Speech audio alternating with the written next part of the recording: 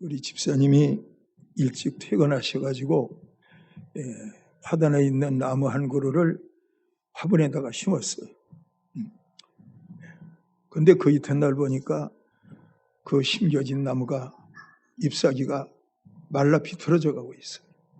제가 그걸 보면서 아이고 수고 많이 하셨는데 이 화분 속에 심은 나무가 죽으면 어떻게 하나 그랬는데 저녁 때 보니까 또 파릇파릇 살아 생기가 돋고 있어요. 낮에는 아마 더우니까 아마 말라 비틀어지고 저녁에는 다시 선선해지니까 다시 또 제 색깔을 찾은 것 같아요. 제가 그걸 보면서 하나님 그렇습니다. 심는 것과 물 주는 것은 사람이 하는 것이지만 자라게 하시는 것은 하나님이십니다. 맞습니다, 여러분. 고린도전서 3장 7절의 말씀이거든요. 그런즉 심는 이나 물 주는 이는 아무것도 아니로되 오직 자라게 하시는 이는 하나님뿐이니라 말씀했어요. 자라게 하시는 이. 여러분 자란다는 것은 키만 자라는 거 아니잖아요. 정신적으로도 자라는 거 아니겠어요?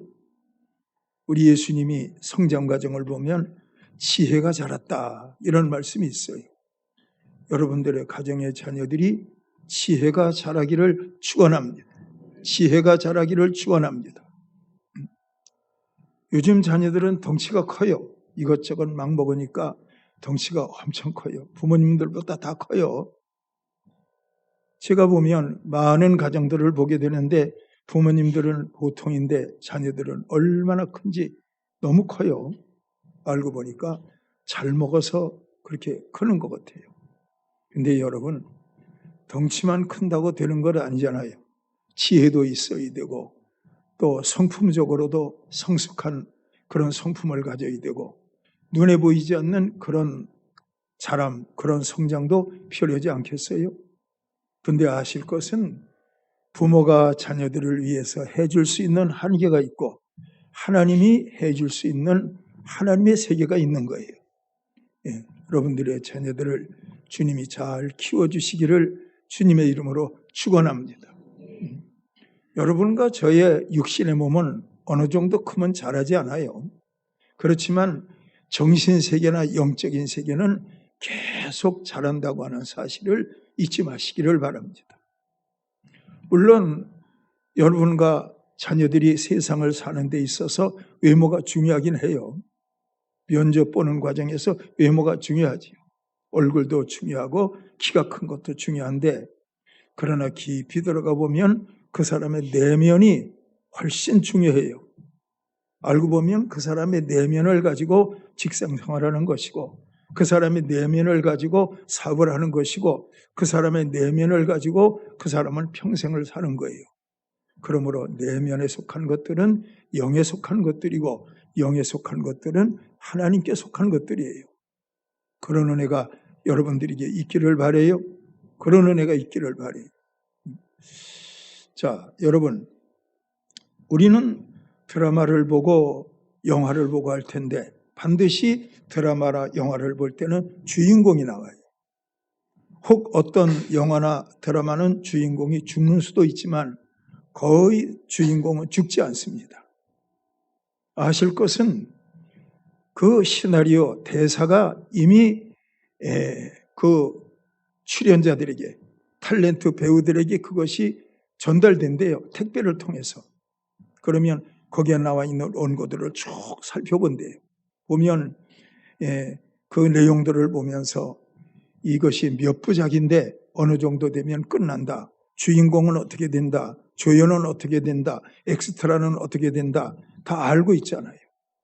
그러므로 주인공은 그 시나리오를 보면서 그 모든 촬영 과정에서 자기가 어떤 어려움을 당해도 어떻게 생각해요? 시나리오 전체 내용을 보니까 나는 죽지 않는다. 시나리오 과정을 봐서 그 주인공이 죽는 부분이 있다니까. 그래도 그 사람은 죽지 않아요. 죽지 않고 끝내 살아요. 왜냐하면 시나리오가 그렇게 돼 있기 때문에 그런 거예요. 하나님의 각본. 여러분과 저를 향한 하나님의 시나리오가 있어요, 없어요?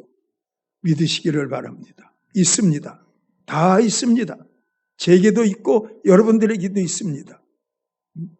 여러분들은 생각하기를 예수 믿는 첫날부터 내 인생을 향한 하나님의 시나리오가 있는 것인가? 그건 아닙니다. 제가 과감하게 말할 수 있는 건 여러분들이 성령을 받고 물과 성령으로 거듭나서 진짜 교인이 된 다음부터 하나님의 시나리오는 여러분들에게 적용되는 겁니다. 그것이 중요한 겁니다. 그래서 우리는 성령 충만해야 돼요. 성령 충만하면 하나님은 그 사람을 하나님의 각본대로 끌고 나가시고 하나님의 계획대로 끌고 나가시는 거예요. 여러분들이 잘 알고 있는 욥 아시잖아요. 욥이 환난 당하는데 뭐라고 고백해요? 나의 가는 길을 그가 아시나니 그가 나를 단련하신 후에는 내가 정금같이 나으리라. 현재로 보면 욥은 고난이에요. 그러나 하나님의 각본으로 본다면 욥은 뭐예요? 정금같이 나으리라. 이게 하나님의 각본이에요. 이런 세계를 알고 살아가는 여러분들이 될 때 신앙생활은 여러분들에게 있어서 모든 것이 소망이고 과정일 뿐이에요. 알아들으시는 여러분들이 되기를 축원합니다.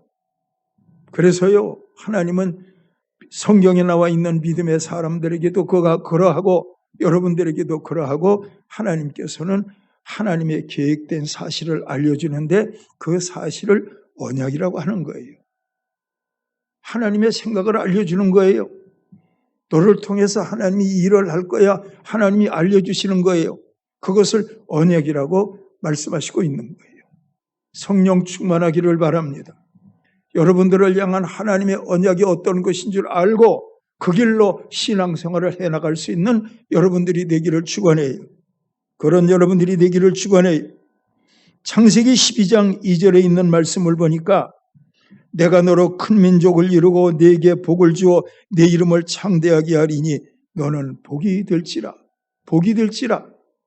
하나님께서 아브라함에게 나타나셨는데 그 아브라함에게 어떤 자격이 있어서가 아니고 어느 날 어느 때 하나님이 나타나셔서 짧게 한 말씀 하시는데 너는 고향과 친척과 아비집을 떠나 내가 네게 지시할 땅으로 가라. 큰 민족을 이루게 한다. 너는 복이 될 것이다. 개역 성경에는 복의 근원이 될 것이다. 복의 근원. 우리가 부르는 찬송가 가운데 복의 근원 강림하사 찬송하게 하옵소서 찬송가 있어요. 복의 근원은 예수님이거든요. 복의 근원은 성령님이거든요. 그러니까 우리가 찬송 부를 때 복의 근원 강림하사 찬송하게 하옵소서. 그런데 하나님이 아브라함에게 나타나서 말씀하시는데 너는 복이 될지라. 복의 근원이 될지라. 복의 근원. 그러므로 하나님 전체가 아브라함의 복이에요. 복의 근원이신 하나님, 복의 근원인 아브라함 이렇게 생각하면 아브라함은 하나님 전체를 복으로 받은 사람이에요. 그러니까 아브라함은 귀한 사람이에요. 복의 근원이에요. 복의 근원이니까 근원은 왜 필요하지요?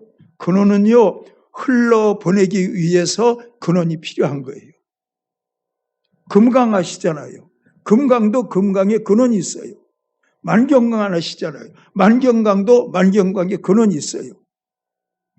혹시 큰 기근이 와서 강은 바닥을 보일지라도 영안에서 샘은 마르지 않아요. 샘은 근원이기 때문에. 그러나 지상의 샘은 혹시 마른다 할지라도 영적인 샘은 마르지 않아요. 왜? 그 샘은 하나님이시기 때문에 그런 거예요. 그 샘은 하나님이시기 때문에 그런 거예요. 아브라함만 복의 근원입니까?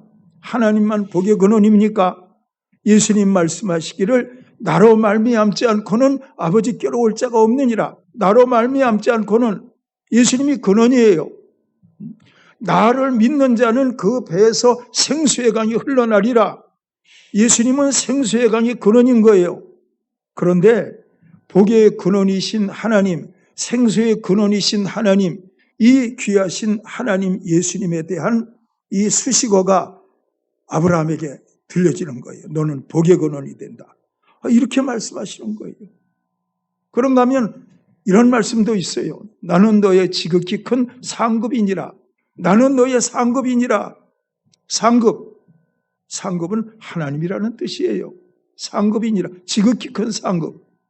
지극히 큰 상급 하나님인데 아브라함에게 나는 너에게 지극히 큰 상급이니라. 이렇게 말했으니까 깊이 들어가 보면 너는 복의 근원이라 이렇게 말할 때 너는 복 자체가 하나님이야 그겁니다. 복 자체가 하나님이야. 복 자체가 하나님이래요. 여러분 그런 은혜가 있으시기를 축원해요. 복 자체가 하나님이래요. 그리고 여러분 에베소서 3장 18절에 기록되어 있는 말씀을 보면 지식에 넘치는 그리스도의 사랑을 알아 너비와 깊이와 넓이와 길이가 어떠함을 깨달아 하나님의 모든 충만으로 너희 가운데 거하시기를 원한다. 하나님의 모든 충만. 지구도 측량하면 지구의 크기도 나와요. 태양도 태양의 크기가 나와요. 근데 여러분 하나님의 크기를 어떻게 우리가 측량할 수 있어요? 하나님의 크기를. 성경은 말하기를 하늘과 하늘들의 하나님이라도 하나님을 감당할 수 없을 것입니다. 그랬다면 하나님은 그 어떤 것보다 크신 하나님이신데 그 크신 하나님에 대해서 사도 바울이 깨닫고 보니까 예수 그리스도의 십자가의 넓이를 깨닫고 높이를 깨닫고 깊이를 깨닫고 길이를 깨달으면 하나님의 깊은 것이 우리 안에 충만하게 되어진대. 하나님의 충만함이 우리 안에 이루어진대요. 알아들으시는 겁니까? 하나님의 충만함이 우리 안에 이루어진대요. 그 하나님을 우리가 어떻게 내 안에 꽉 차게 모실 수 있어요? 근데 십자가를 알면 하나님의 충만함으로 우리가 충만해진대요. 바로 그것이 아브라함의 복이 아닌가? 너는 복의 근원이야. 복의 근원 강림하사 찬송하게 하옵소서. 복의 근원 예수님 말씀하시기를 나로 말미암지 않고는 아버지께로 올 자. 예수님도 근원이시거든요. 그런데 이 복의 근원된 아브라함은 엄청난 복을 받았어요. 아브라함은 나는 복의 근원이다. 나는 복 자체다. 이렇게 생각하니까 어딜 가든지 아브라함의 생각은 뭐예요? 나는 어딜 가든지 복을 받을 수밖에 없다. 나는 어딜 가든지 나를 지켜보시는 하나님 앞에 복이라는 존재다. 이렇게 생각하고 살아가니까 그 아브라함은 어딜 가든지 하나님 앞에 잘 되는 거예요. 잘 되는 거예요. 가나안 땅에 큰 기근이 들었어요. 먹을 것이 없어요. 농사를 지을 수 없어요. 양떼와 소떼를 먹일 수 없어요. 그 아브라함이 자기의 가족들과 양떼, 소떼를 이끌고 애굽 땅으로 가요. 거기엔 양식이 있으니까. 그런데 애굽에 이르기 전에 아브라함이 자기 아내 사라에게 이런 말을 해요. 애굽에 가면 당신이 아름다우니 애굽 사람들이 나에게로부터 당신을 뺏어가고 나를 죽일 거야. 그러니까 이제부터 당신은 나의 누이가 되는 거야. 그렇게 해요. 그게 아브라함 조상의 연약한 믿음의 때예요. 그랬더니 그 아내가 당신 살리기 위해서 당신 의견에 같이 하겠다고 그래요. 그랬더니 정말 애굽 땅에 들어가니까 글쎄 애굽 사람들이 아브라함의 아내가 예쁘다고 소문을 났어요. 이 소문이 바로 왕에게까지 들렸어요. 바로 왕이 강제로 아브라함의 아내 사라를 데려다가 자기 아내를 삼았어요. 그랬더니 하나님께서 바로의 집에 큰 재앙을 내리셨어요. 그때 바로가 재앙 만난 다음에 아브라함을 불러 이야기해요. 너로 인해서 내가 재앙을 만났다. 큰일 났다. 내 아내 빨리 데려가라. 자세히 나오지 않지만 아마 바로 왕은 그랬을 거예요. 이 재앙이 너가 믿는 하나님으로부터 온 것이니까 하나님이 너와 함께하는 것을 알겠어. 그러니까 너는 아내도 데려가. 그리고 내가 가축도 줄게. 금도 줄게. 은도 줄게. 그리고 아브라함이 기근 끝난 다음에 애굽에서 나올 때는 은금이 풍부하였더라. 은금이 풍부하였더라. 그가 그곳에 들어갈 때는 나그네 된 아브라함으로서 애굽 땅에 들어가서 나는 나그네로 힘든 시간을 살게 될 거야. 그런데 하나님이 나올 때는 아내도 다시 데려올 수 있었고 은금도 풍부할 수 있었고 그렇게 애굽에서 나왔다니까. 여기서 뭐예요? 아브라함의 의식은 나는 복의 근원이다. 그렇게 되니까 어딜 가도 잘 될 수밖에 없어요. 나는 복의 근원이다. 이렇게 되니까 어딜 가도 잘 될 수밖에 없는 거예요. 그러니까 여러분, 믿는 사람들은요, 믿음이 중요한데 믿음이 뭐냐면 하나님에 대한 의식이 믿음인 거예요. 매일매일 뭘 생각하고 살아가세요? 어떤 의식을 가지고 살아가세요? 좋은 생각 가지고 살아가시기를 바랍니다. 그런데 성경에 남아있는 좋은 이 엄청난 말씀, 아브라함은 복이 될지라, 복의 근원이 될지라, 이 말씀 붙들고 아브라함이 평생을 살았더니 아브라함 생애에 축복이 넘치잖아요. 여러분, 아브라함이 양떼와 소떼를 거느리기 위해서 데리고 있었던 일꾼들의 숫자가 몇 명인지 아세요? 318명이에요. 아브라함의 재산, 아브라함의 모든 것들을 지키는 사람들의 숫자가 318명이라니까. 그렇게 많은 사병을 둔 거예요. 그렇게 많은 좋은 일꾼들을 둔 거예요. 그러면 그 당시 아브라함이 얼마나 부자였던지 우리는 알 수가 있잖아요. 복의 근원이라 이 의식 가지고 살았더니 어딜 가든지 하나님이 함께 하시고 은혜 주신 거예요. 옆 사람한테 인사 한번 할래요? 사람은 생각이 중요합니다. 예, 사람은 생각이 중요해요. 생각이 중요해요. 좋은 생각하고 사시기를 바랍니다. 생각이 중요합니다. 생각이 너무나 중요합니다. 예? 우리는요, 사무엘상서 16장 12절에서부터 13절의 말씀을 잘 알고 있어요. 이에 사람을 보내어 그를 데려오매 그의 빛이 붉고 눈이 빼어나고 얼굴이 아름답더라.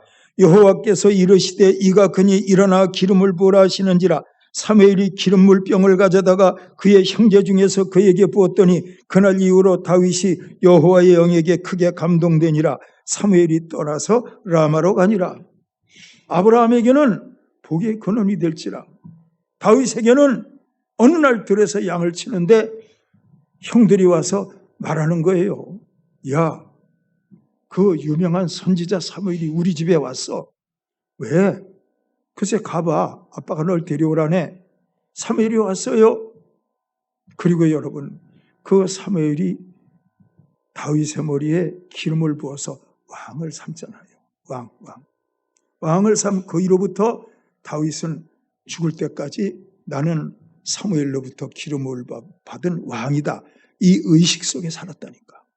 아브라함은 나는 복의 근원이다. 이 의식 속에 살았고, 다윗은 평생을 살면서 나는 사무엘로부터 기름을 부음받은 나는 하나님이 기름 부으신 왕이다. 이 의식 속에 살았다니까. 그러다 보니 결국은 그게 왕이 되는 거예요. 그러므로 여러분, 믿음의 인생길을 걸으면서 어떤 하나님의 말씀을 붙들면 그것이 여러분들의 현재와 미래가 되는 거예요. 언약을 붙들어야 돼요.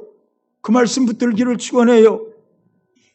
그러므로 사무엘은 다윗과 골리앗과 더불어 싸움 붙을 때도 나는 왕이다. 나는 왕. 사울 왕에게 쫓겨다닐 때도 나는 왕이다. 언약으로 말미암은 이 변하지 않는 사상, 의식, 믿음 가운데 살아가니까 모든 어려움을 이기고 결국은 그는 왕이 되잖아요. 그런 영적 세계에 대해서 여러분들이 믿을 수 있는 여러분들이 되기를 바라요. 예? 아무리 그 사람이 대단해도 그 사람의 생각이 무너지면 다 무너지고 마는 거예요. 생각이 얼마나 중요한데. 여러분, 우리는 창세기에 나오고 있는 요셉을 알고 있어요. 요셉 어떤 사람이죠? 주일 학생들도 다 알아요. 채색 옷을 입었지, 구덩이에 던져졌지, 애굽에 가서 총리가 됐지, 다 알아요.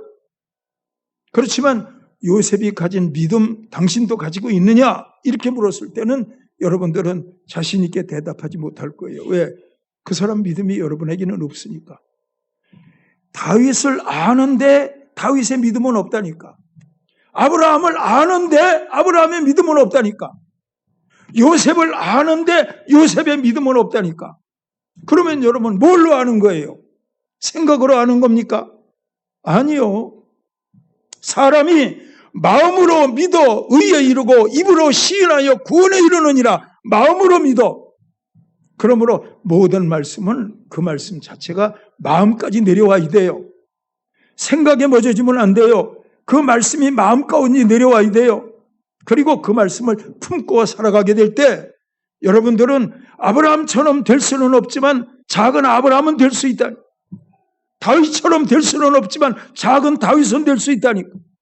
요셉처럼 될 수는 없지만 지극히 작은 요셉의 모습으로 세상을 살아갈 수 있는 거예요. 그렇게 된다면 여러분 매일 듣는 하나님의 말씀이 얼마나 중요해요. 아브라함도 말씀 붙들고 산 거예요. 복의 근원이 될지라 그 말씀 붙들고 산 거예요. 다윗도 왕의 기름을 부었을 때 그 하나님의 언약을 붙들었던 거예요. 우리도 하나님 말씀 붙들어야지. 그래서 마태복음 4장은 사람이 떡으로만 살 것 아니요 하나님의 입에서 나오는 모든 말씀으로 살 것이라. 그러면 그 말씀이 그 사람의 인생을 끌고 간다니까. 말씀이 끌고 가는 거예요.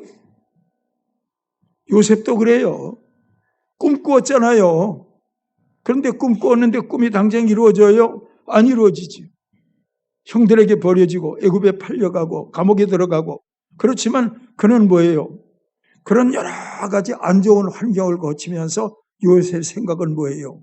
해와 달과 열한 별이 내게 절했어. 그 꿈은 이루어질 거야. 그 꿈은.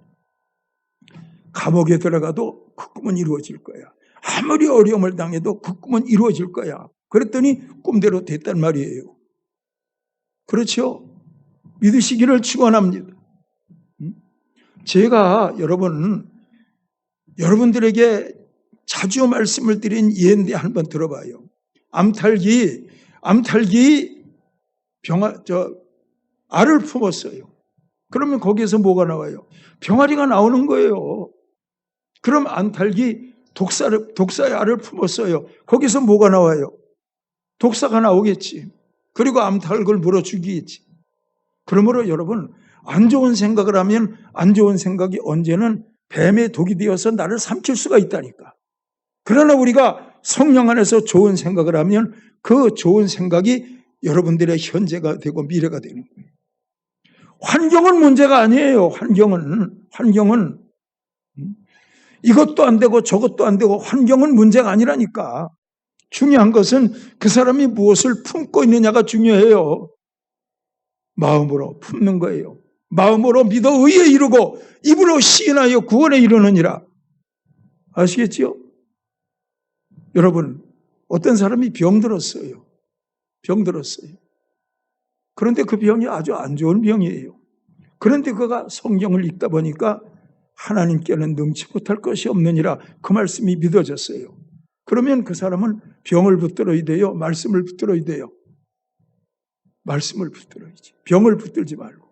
그러면 그 말씀이 병도 물리치는 거예요. 그 말씀이 병도 물리친다니까요. 환경이 아무리 어려워서 힘들고 어려워서 한계점에서 눈물을 흘리고 한숨 짓는다 할지라도 하나님께서 그에게 말씀 주었어요. 나를 믿는 자는 죽어도 살겠고 살아서 믿는 자는 영원히 죽지 아니하리. 하나님이 이 말씀 주었어요. 죽어도 살겠고. 맞아. 내가 사업 다 무너졌어. 죽어도 산다고 했지. 나는 이제 현실을 붙들지 않고 말씀을 붙들기로 했어. 그 사람은 반드시 일어납니다. 왜냐? 말씀이 그 사람을 일으키기 때문에 그 사람은 일어날 수 있는 겁니다. 이 놀라운 사실이 여러분들에게 믿어질 수 있기를 축원합니다. 요셉에게는 해와 달과 열한 별이 절하는 꿈이 있었고 또 야곱에게도 내가 너를 버리지 아니하리라 그 꿈이 있었고 구약시대나 신약시대에 나오는 모든 사람들은 개인적으로 하나님 앞에 받은 그들의 언약이 있었고 그들의 체험이 있었다니까. 오늘날 우리는 뭐예요? 복음시대를 살면서 우리가 하나님 앞에 품을 언약은 뭡니까? 하나님이 세상을 이처럼 사랑하사 독생자를 주셨으니 누구든지 저를 믿는 자마다 멸망치 않고 영생을 얻으리라. 이 꿈을 여러분들은 품고 살아갈 수 있는 여러분들이 되어야 돼요. 아브라함이 품는 것이 있었고 이삭이 품는 것이 있었고 그 시대 사람들은 그들이 품었던 하나님의 언약이 있었는데 우리가 품어야 될 언약은 복음을 품는 거예요. 독생자 예수님 주었어요. 십자가에서 피 흘려 죽으셨어요. 사흘 만에 사셨어요. 그분을 품고 여러분과 저가 살아가는 거예요. 그리고 그분의 복음을 전하면서 그분의 이름을 위해서 우리가 살아가는 거예요. 그럴 때 삶의 문제는 아무것도 아니에요. 그런 사람에게는요, 빈들에서 기적이 일어날 겁니다. 그런 사람에게는요, 물 위를 걷는 기적이 일어날 겁니다. 그런 사람에게는요, 상상할 수 없는 놀라운 일이 일어날 겁니다. 그러므로 여러분, 그 시대 사람들은 개인적으로 경험했던 그것을 품었지만 여러분과 저는 십자가에 죽으시고 사흘 만에 살아나신 예수님을 내 마음에 품고 살아가게 될 때 복음 앞에서는 거칠 게 없어요. 우리는 모든 것을 이기고 승리할 수 있는 거예요. 궁극적으로 복음 앞에서 하나님 앞에 복을 받는 존재가 되지 말고 하나님의 복음 계획 가운데서 쓰임받는 여러분들이 되기를 축원해요. 쓰임받는 여러분들이 되기를, 그렇게 되기를 축원해요. 여러분, 사도행전 22장 10절에 이런 말씀이 있어요. 바울이, 그땐 사울이죠. 그때는 사울이 하나님 앞에 물어요. 주여 내가 무엇을 하리까? 주여 내가 무엇을 하리까? 물어요. 하나님의 대답은 뭐예요? 이방 땅에 다니면서 복음 전해라. 그게 하나님 뜻이에요. 바울이 그거 붙들고 살았다니까. 그랬더니 유라굴로 광풍도 이기고 다 승리하고 살잖아요. 여러분, 재물을 붙든다 허무할 겁니다. 명예를 붙든다 허무할 겁니다. 너무너무 자녀들 의지하지 마세요. 우리는 의지하고 믿고 품을 게 있어요. 십자가에 죽으시고 사흘 만에 사신 예수님을 성령으로 품고 살아가게 될 때 여러분들의 현재와 미래는 거기에서 다 해결되는 거예요. 알겠습니까? 우리 한번 따라해봐요. 나는 하나님의 언약이 나를 끌고 가시는 복된 삶을 살리라. 아브라함은 복의 근원, 그렇게 살아가실 수 있는 여러분들이 되어야 돼요. 그것이 진정한 복인 거예요. 십자가가 끌고 가시기를 축원합니다. 부활이 끌고 가시기를 축원합니다. 완전한 복음이 여러분들 안에 보배처럼 품어지기를 축복합니다. 믿음 안에 승리하시기를 주의 이름으로 축원합니다. 하나님 아버지 감사합니다. 모든 믿음의 사람들에게 임했던 개인적인 경험도 중요하지만 오늘을 사는 우리가 품어야 할 것은 예수님의 십자가와 부활입니다. 성령으로 십자가와 부활을 품고 살아가게 하옵소서. 십자가와 부활이 내 인생의 현재가 되고 미래가 되기를 원합니다. 우리 자녀들에게도 이런 은혜가 있기를 원합니다. 우리 하나님 참 감사합니다. 꼭 이루어 주시기를 원합니다. 그리고 복음 가운데 쓰임을 받는 우리의 모습들이 되어지기를 구합니다. 예수님의 이름으로 기도드리옵나이다. 아멘.